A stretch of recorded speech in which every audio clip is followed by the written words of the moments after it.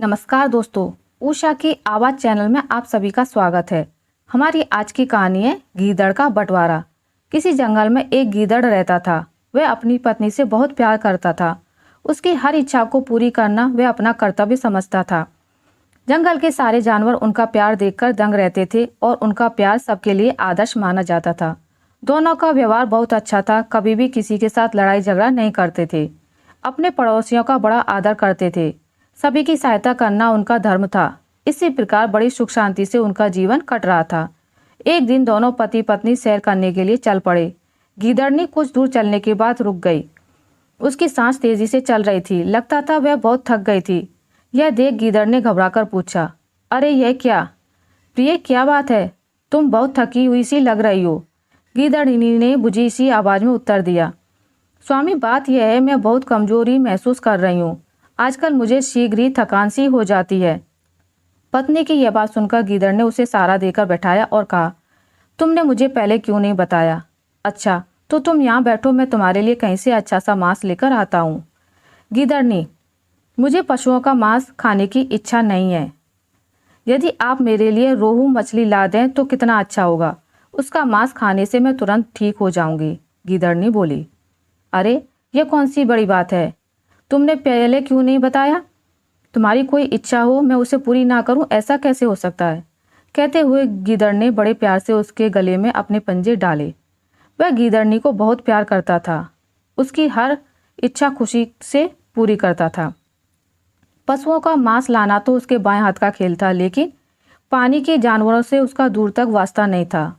वह इसी उलझन में पड़ गया कि किस तरह पानी में उतरकर रोहू मछली पकड़ी जाए, जिसे खाकर उसकी पत्नी की तबीयत ठीक हो जाए।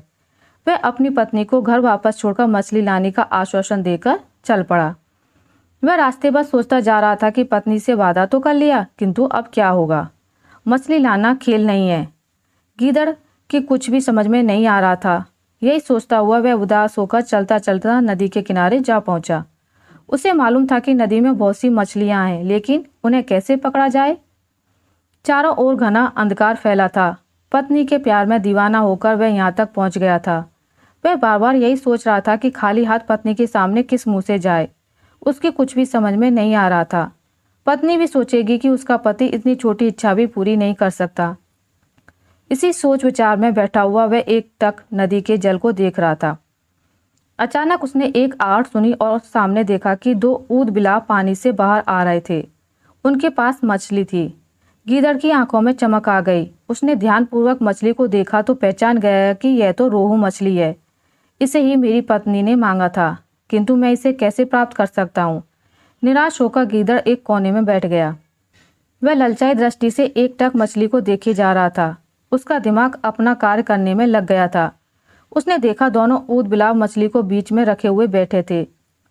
एक ऊद बिलाव दूसरे से बोला, बड़ी समस्या है मित्र, मछली तो एक है और हम दो, इसका बंटवारा कैसे किया जाए? मछली को बीच में रखकर दोनों सोचने लगे। उनकी कुछ समझ में नहीं आ रहा था, क्योंकि उन्हें एक दूसरे पर विश्वास भी नहीं था। दोनों को संदेह था कि बांटने वाला बड़ा हिस्सा ले लेगा या बराबर हिस्सा ना मिलने पर झगड़ा होगा, जिससे उनकी पुरानी मित्रता दुश्मनी में बदल जाएगी। उधर चुपचाप बैठा हुआ गीदड़ यह सब तमाशा देखे जा रहा था। उसकी नज़र मछली पर ही टिकी थी। उनकी बातें सुनकर गीदड़ समझ गया कि बंटवारे को लेकर इनका झगड़ा अवश्य होगा। वह सोचने लगा, काश वे उससे मछली बांटने को कह दें। यदि वे उससे बंटवारा करने के लिए कहेंगे तो काटने के लिए औजार चाहिए। उसका दिमाग तेजी से काम करने लगा। उसने इधर उधर नजर दौड़ाई। उसके सामने वृक्ष के नीचे एक लकड़हारा अपनी कुल्हाड़ी को पास रखकर आराम से सो रहा था। कुल्हाड़ी देखकर गीदड़ बहुत खुश हो गया। काम बन गया, उसने मन में सोचा। यह सोचकर वह पूरी सावधानी से कुल्हाड़ी उठा लाया। लकड़हारे को इसका कुछ पता ना लगा। गीदड़ ने वापस आकर देखा कि दोनों ऊद बिलाव आपस में झगड़ रहे हैं। अंत में उन्होंने निर्णय किया कि यह बंटवारा किसी दूसरे से करवाया जाए। गीदड़ इसी मौके की प्रतीक्षा कर रहा था। वह झट से उन दोनों के पास आकर बोला, राम राम भाइयों, आपस में मत झगड़ो। लड़ाई करने से कुछ निष्कर्ष नहीं निकल पाएगा। लाओ, मैं ही इस मछली को तुम दोनों में बराबर बराबर बांट देता हूँ। इससे तुम्हारा झगड़ा समाप्त हो जाएगा। दोनों ऊद बिलाव खुश होकर बोले, हमें तुम्हारा फैसला मंजूर है। इस मछली को हम दोनों में बांट दो। गीदड़ ने उन्हें विश्वास दिलाते हुए कहा, मैं बिल्कुल सही बंटवारा करूँगा। लाओ, मछली मुझे दे दो। ऐसा कहकर उसने मछली ले ली। गीदड़ ने मछली को कुल्हाड़ी से काटा और सिर तथा दुम उसको अलग अलग कर दिया।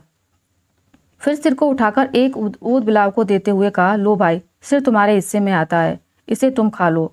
और फिर दुम वाला हिस्सा दूसरे ऊद बिलाव को देते हुए कहा, लो भाई, यह पूंछ तुम्हारी है, इसे तुम ले लो। दोनों ऊद बिलाव अपना अपना हिस्सा लेकर संतुष्ट हो गए। 2 भाग तो गीदड़ ने बांट दिए, तीसरा भाग भी वो बचा पड़ा था। दोनों ऊद बिलाव देखने लगे कि यह हिस्सा किसे मिलेगा। गीदड़ ने उनसे पूछा, भाइयों, आप इस भाग की ओर क्यों देख रहे हो? ऐसा कहते हुए उसने मछली का टुकड़ा अपने पास रख लिया। दोनों ऊद बिलाव हैरानी से एक दूसरे को देखकर बोले, क्या यह टुकड़ा हमें नहीं मिलेगा? गीदड़ ने गुस्से से उत्तर दिया, अरे भाई, आप लोग भी बड़े मूर्ख हैं, जो इतना नहीं समझते कि मैंने आप लोगों का इतना बड़ा काम किया है, उसका मेहनताना मुझे मिलना ही चाहिए। दोनों ऊद बिलाव एक साथ बोले, तो क्या यह टुकड़ा तुम ले जाओगे? गीदड़ ने कहा, मैंने अपनी मजदूरी ही ली है, मैं मुफ्त में काम नहीं करता। ऐसा कहकर वह गीदड़ वहां से भाग खड़ा हुआ। दोनों ऊद बिलाव निराश होकर गीदड़ को जाता हुआ देखते रहे और कहने लगे, हमने एक दूसरे पर विश्वास न करके तीसरे पर विश्वास किया, इससे हमें इतना बड़ा नुकसान सहना पड़ा। आशा करती हूँ आपको मेरी आज की कहानी अच्छी लगी होगी। अगर आपको मेरी ये कहानी अच्छी लगी है तो इसे लाइक करें, ज़्यादा से ज़्यादा शेयर करें, और अगर आप मेरे चैनल पर नए हैं तो इसे सब्सक्राइब करना ना भूलें। मिलते हैं एक नई कहानी के साथ, तब तक के लिए नमस्कार।